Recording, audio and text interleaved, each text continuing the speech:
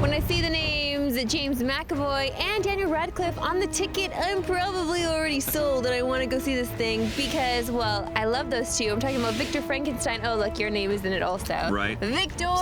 Three great reasons right there. Of course, yes. Yeah. This is an interesting tale about the man behind Frankenstein. Right. I dream of a world where hope replaces fear.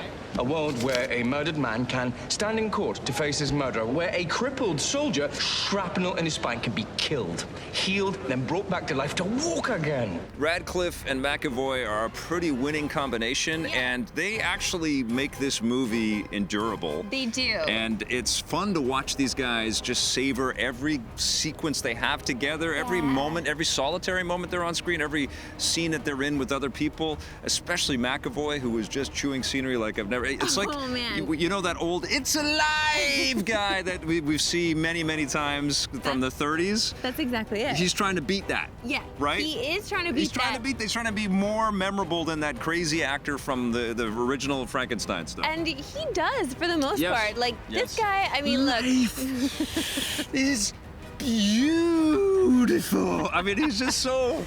He's like too much, you know? It's so true. campy. Life is beautiful. It's true. There is a lot of that. And I do love the relationship between McAvoy and Radcliffe. Yes. I mean, they're wonderful together. Look, these guys are veterans. They've been doing this for a long time now, and you buy into it. You're charmed by them on screen. The problem is here, outside of all that, and of course, the beautiful set design. Oh, yeah, it looks amazing. The beautiful set design here. Yeah, it does. Outside of that, it's a little boring. Yeah. It's a little drawn out. It's a story that I'm not sure I want to be seen told again, even if it is told in a different way. You know what the problem is? And I think that it's framed well. The actors, you know, this is campy material, or it can go in that direction. It doesn't necessarily have to be an out-and-out horror film. Yeah. But I feel like it's a bloodless movie. I feel like what would have taken this over the top, and maybe if somebody like David Lynch got involved, is just some heavy beats of violence and gore had sort of smacked us in the face and shaken us up.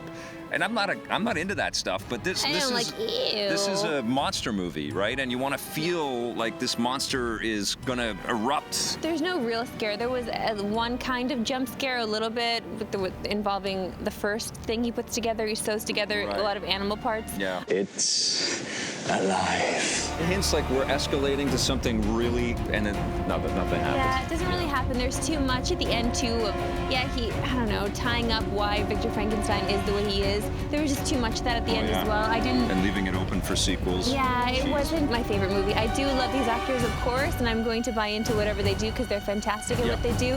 But unfortunately, they just weren't given the greatest story to work with. Yeah, I'd be fine if they put these two guys in every movie. Sure, of course. They're so charming. Absolutely. What are you going to give Victor Frankenstein? I'm sorry, it's getting a 5. It gets a 6 from me. EP's movie coverage is brought to you by Nintendo, makers of Splatoon for the Wii U.